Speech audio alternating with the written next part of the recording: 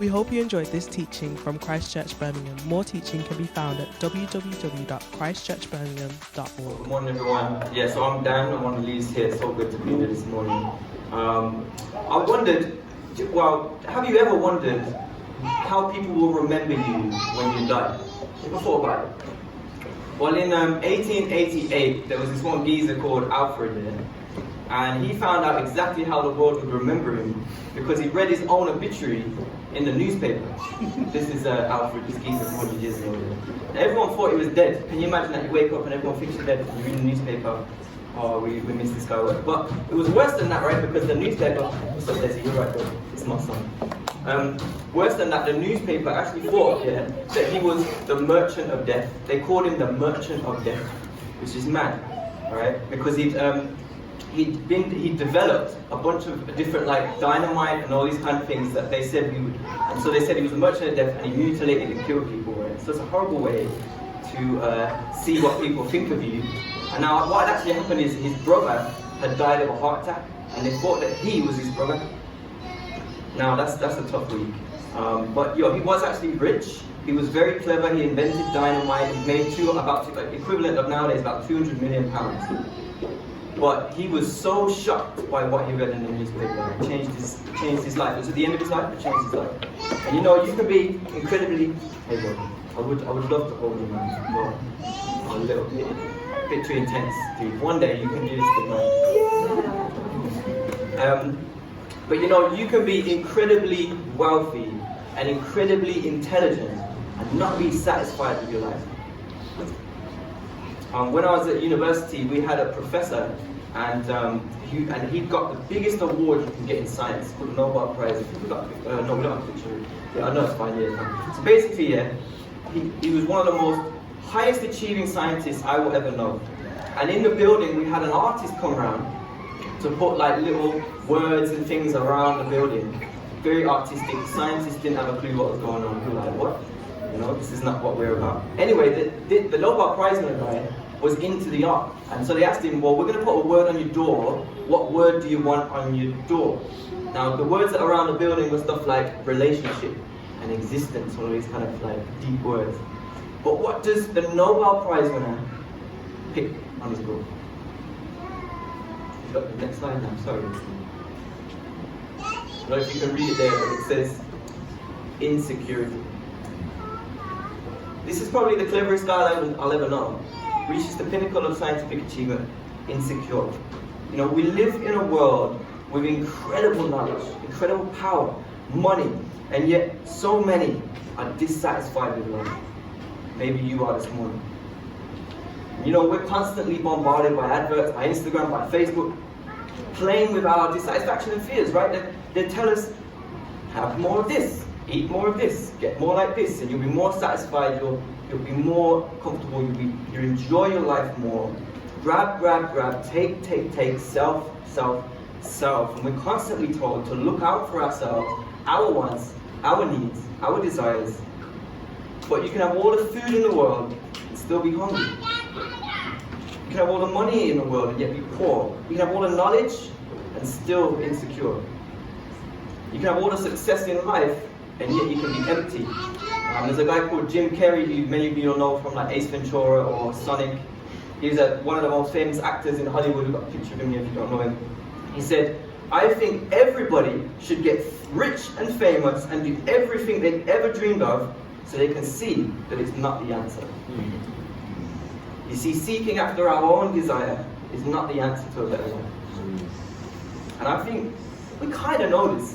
Like, no one wants to be in a team full of individuals. No one wants to be in a society where everyone's after themselves. Hashtag the government right now, but we won't go there. You know, nobody benefits from being self-seeking. You don't benefit as an individual, it doesn't satisfy you, and society doesn't benefit. No one benefits. And you know, as a church, this is really important for us to know. This is a make or break part of our culture. Because, you know, and just last week we were talking about the body. And I will not function, the body won't function if the eye just says, I'm only going to do what I want to do. Or the arm only says, I'm just going to serve myself. The body doesn't work, church doesn't work. And in recent times, you know, some churches have imploded because of greedy or selfish leadership or culture. And it's left a lot of people damaged. But today I want us to see something different.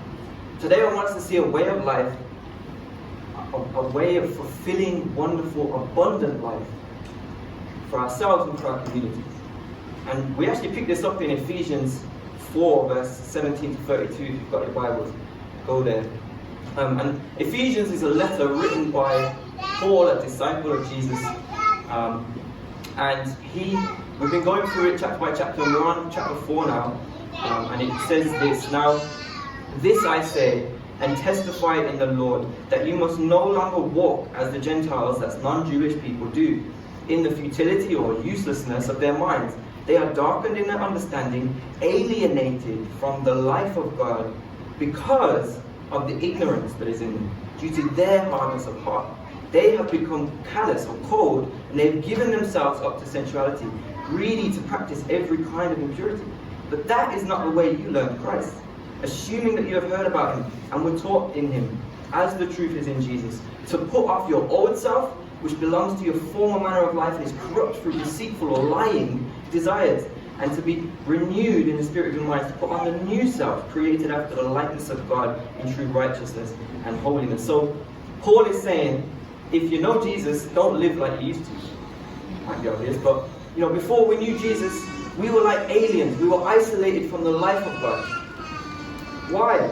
Was God stopping us? No, Paul says it was us. We were ignorant. We had hard hearts that were hard. We gave ourselves up to sensuality. God didn't push us away. We walked away. We went after whatever our hearts desired. We were self-seeking. We were selfish, and it didn't satisfy, as we just said. And we deceived ourselves. And Paul says, on a deeper level, we alienated ourselves from the true source of life, which is God. Which is why nothing good was happening, because when you isolate yourself from the sun, plants die, we die, everything will die. God is like, think about it in the weekend, God is like all-purpose seasoning. You put him on everything, and everything gets better. Yeah, unless you're into we're not going to go there. Anyway, yeah, but Paul says to put on the new self, the new life that we learned from Jesus. But how do we do that? It's easy to say, but how do we do it? Well, Paul gives us a bunch of ways to do this, and I want to focus on just two, kind of four, but two, whatever. Anyway, so we're going to get into it. So verse 25 says, so we're going to talk about mine and none. "Therefore, having put away falsehood," sorry, I don't do that now, so that's my fault. "Having put away falsehood, let each one of you speak the truth with his neighbor, for we are members of one another. Be angry and do not sin. Do not let the sun go down on your anger, and give no opportunity to the devil. Let no corrupting talk come out of your mouths, but only such as is good for building up as fits the occasion, that I may give grace to those who hear." So the first thing that Paul tells us in how we come into this new life is by renewing our minds and our mouths. Know truth and speak truth. One of the ways we can easily trip ourselves up and trip others up is by thinking we know the truth about people, thinking we know their total reality, when sometimes we just get it totally wrong. We are helpful in how we speak to them. In the UK, we can be such a cynical society.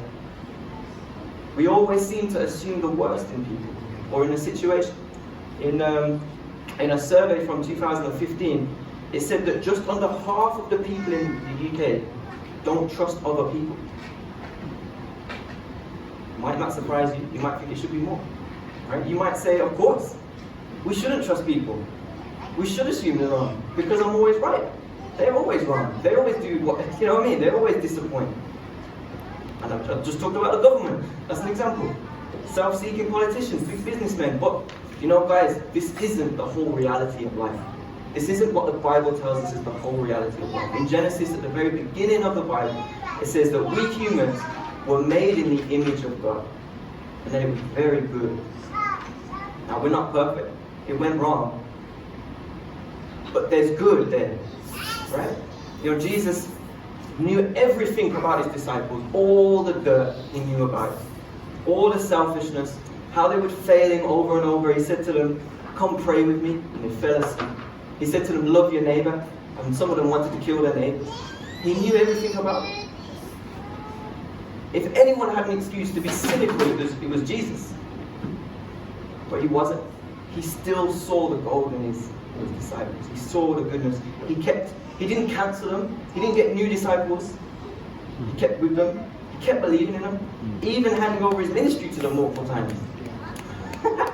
This is crazy, sorry.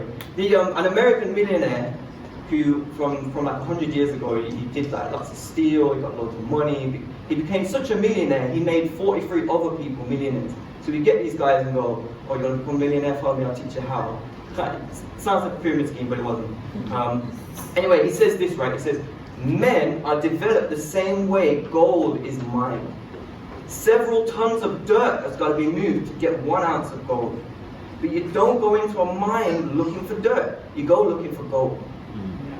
And that's exactly the way you develop positive people. Look for the gold, not the dirt. The good, not the bad. The more positive qualities you look for, the more you're going to find. You know, in my marriage, I'm married, my wife's not here today. When we get discouraging to one another, it's the worst. But when we're for one another, it's the best thing in the world. You know, a study recently said that, it's a fascinating study, that if you just think generously about someone, it makes you happier. Not even them, it makes you happier. But we can be quick to see the negative, can't we? We can be quick to assume the worst, we can be quick to complain and grumble. This isn't how we learn Christ. This is not how Christ learned. That's not how we live. And you know, as a church plant, as a church, this is so important. Because if we're trying to push forward, if we want God's kingdom to move out, if we want to do more in the community, if we want more people to grow, to love God, to love our community, we have to be encouraging.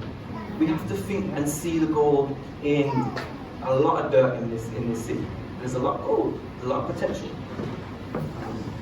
You may be a cup is half empty kind of person, and that's true, but it's also half full, you know?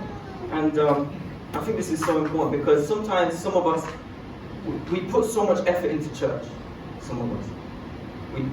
We put our time, we put our money, we sacrifice time with kids or with family or loved ones to do things, to lead small groups, to lead worship. And then if somebody comes along and says, oh, that wasn't so good, you know, that wasn't so great, it can be so heartbreaking. I've felt it myself. If it's not done at the right time, if it's not done in the right phrase, if it's just cynical, it destroys, it doesn't build. And I get super passionate about it because it's so important. But that's what Paul's on about the new life. Our minds and our mouths become renewing life, not only in ourselves, but in other people. Let's keep going. The second thing that Paul tells us to renew is our hands and our hearts. And Paul says this, let not the thief steal, but rather let him labor, doing honest work with his own hands, so that he may have something to share with anyone in need. And do not grieve the Holy Spirit, by whom you are sealed for the day of redemption. Let all bitterness and wrath or anger or rage, and anger, and it says clamor or slander, but that's like shouting or abusive language. Let that be put away from you, along with all malice or evil intent. Be kind to one another, tender-hearted, forgiving one another as God in Christ forgave you. So Paul, he says the thief shouldn't steal, he should use his hands to give, not take. He says our hearts should turn from bitterness to tenderness. In the year 2000, there was a guy called Shane Taylor, and he went to prison because he stabbed this geezer in the head, right? And he'd lived a life of crime most of his life. He burgled, he'd done grand theft auto, done kidnapping, all of these horrible things. And he eventually went to prison. When he got to prison, he kept being a troublemaker. He stabbed 2 prison officers, he created riots, and they had to put him in high security prison. He was one of the most dangerous prisoners in the country at that time. But while he was there, he met another guy who was on life for murder, but he'd become a Christian. And he invited this guy Shane to read the Bible. He started reading the Bible, he gave his life to Jesus, and his life totally changed. After just a year later, he was out of prison. The year after that, he got married, and a few years later, he got 2 kids. Life totally transformed by Jesus. You know, Shane said this, Jesus changed my life. He has shown me how to love and how to forgive. This is the new life that Paul calls us into in Jesus. New hands and new hearts. During World War II, there was a Christian Dutch lady called Corrie ten Boom. I think I've got a picture of that. Shane, sorry. So this wonderful lady used to smuggle in during the war Jews out of Nazi Europe, or tried to. But eventually, her dad, herself, and her sister got caught, and they got sent to a concentration camp. Her dad died within 10 days, and later that year, her sister died. They got sent to a concentration camp called Ravensbrück. It was a horrible place where tens of thousands of women died. It was a women's concentration camp. But Corrie was released by accident. They actually shouldn't have released her, but she got released by accident. She ran away, went back to Netherlands, and after the war, so during the end of the war, but after the war, she created a home to nurse people after the horrible effects that the Nazis had done, after the horrible things the Nazis had done. And a few years later after that, she went back to Munich in Germany to give a speech to a Christian church about forgiveness. And after the talk, there was a man in a grey coat who came up to her. And she immediately remembered who he was. He was a guard from the concentration camp where her sister died. And he thanked her for her message. He said who he was. And now he was a Christian, and he asked her for forgiveness. And he put out his hand to her. She said her blood froze. She had just spoken on forgiveness. She knew she had to do it. And she said, quite interesting, not only because she felt God obviously calls us to, she'd just spoken on it, but she said her experiences of the nursing home where she'd been, that she'd set up, had told her that, and she says this, those who were able to forgive their former enemies were able also to return to the outside world and rebuild their lives, no matter what the physical scars. But those who nursed their bitterness remained incapacitated. And it was as simple and as horrible as that. She didn't want to forgive this guy, but she did. She prayed, she put out her cold hand, and she said she felt a warmth go through her body straight away. All of a sudden, she felt God's love for her, and she forgave him, and tears came to her eyes. Wonderful story. This is the new life that Paul calls us into. Hearts changed. Hearts free from bitterness. And it's fascinating to me that Corrie said that those who nurse their bitterness remain incapacitated. There's a quote, I don't know where the origin is. Some people say it's St. Augustine, who says, bitterness is like drinking poison and waiting for the other person to die. There's something so deadly about it. There's something so horrible that eats us up inside, resentment. And sometimes it can become so self-obsessed, right? Like we're waiting for our own justice and vengeance on that person. Maybe for some of us that's why we're cynical, right? Maybe that's why we see the world in a certain way. But guys, we have to let it go. Forgiveness, we need to find forgiveness in our hearts. For your sake. And forgiveness doesn't mean we stop wanting justice. By all means, people might need to go to prison for what they've done, but it means letting go of the anger.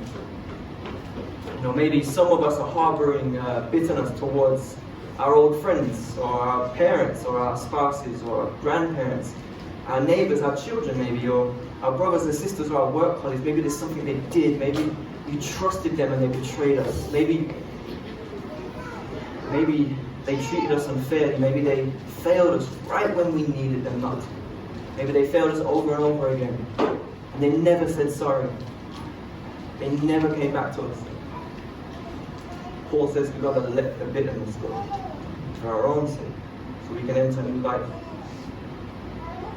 So Paul, he tells us that we're going to enter new life by renewing our minds and our mouths, and our hands and our hearts. And Jesus' whole life was about using his mind, his mouth, his hands and his heart for God and for others. We've kind of just been singing about it. We learn how to renew ourselves by following him, fundamentally. He poured himself out for mankind. He taught, he healed, he shared, he forgave, he built up, he encouraged, he spoke truth, he spoke life, and eventually he gave up his own life. His hands were literally spread, nails put through them. His head, crown of thorns given to him. His words taking the mick out, laughed at, mocked. His body hung on a wooden cross. And despite being on the cross, Jesus said, "Father, forgive them, for they don't know what they're doing." And as he hung there, bleeding out, exhausted from beatings, dehydration, modern doctors, think that he would have died of cardiac arrest. His heart wouldn't have been able to deal with the pressure and the weight that his body was putting it under, and he would have died. He did die. And all of this was for you and for me. We went our own way. God didn't put us anywhere. We went there. We decided to walk away from the source of life. And God had every right to be bitter at us, every right to judge us, every right to put all that punishment on us. But he didn't. He put himself on the cross. Our selfishness destroys his world. It destroys his creation. It disregards him. But God put himself there. His selflessness heals our selfishness and gives us new life. He paid the penalty for our selfishness. He frees us from our self-imprisonment of us thinking we can go our own way, but actually it doesn't lead anywhere. It just imprisons us in dissatisfaction and death. He frees us. His cross is the key that releases us, but his cross is also the power that gives us new life. And it gives us not just the release, but to live a whole new life. Because at the cross Jesus forgave us sinners, how can we not forgive other people? That's the power of the cross. He gives me everything I need at the cross. Everything I need God does at the cross. So how can I need to lie or cheat anymore?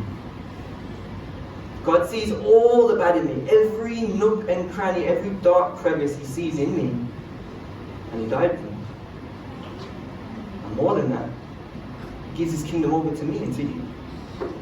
It's incredible. How can I not believe the same is possible for other people? Jesus once said, "I came that they may have life and have it abundantly." Guys, do you have life? Do you have it abundantly? Jesus didn't come to bring rules and regulations. He came to bring life, new life. So come, enter into this selfless, wonderful, glorious, beautiful adventure that Jesus calls upon him and bring new life. Come. Alfred Nobel, the guy who thought he was dead, and he made their money off making dynamite. He was so shocked by that newspaper that he tried to change his legacy. One from death and selfishness to life and selflessness. And so in his last will, he created what was known as the Nobel Prize, which is like the greatest prize you can get for science, for peace, for literature. And now, people like Einstein, Martin Luther King Jr., Mother Teresa, Nelson Mandela, all these names are associated with his name. Lucky guy, isn't it? Legacies can change. People can change. And there's no legacy greater than Jesus. We can change by going into his legacy. His selfless life changed the world and continues to do so, and he invites us to join us in it. Jesus once said, anyone will be first, no one will be the greatest, he would be the last of all, and the servant of all. That's our great God. That's the new life he draws us into. That's what we're called to be. Amen? Amen. Amen. Well, should we pray right now? Heavenly Father, Lord, you diminish over time the selfishness in me. The deceitful things I tell myself, Lord, you break me free from. You break me free from bitterness towards others. You encourage me despite my foolishness. Lord, you are good, you are great. And every day of my life you have been good. And you will be good. Come, Jesus, show us, Lord Jesus, would you show us this morning where we may have bitterness in our hearts? Would you release us from it? Would you bring us into a new life? Lord, some of us have taken that poison. We're not living abundant life. Jesus, come.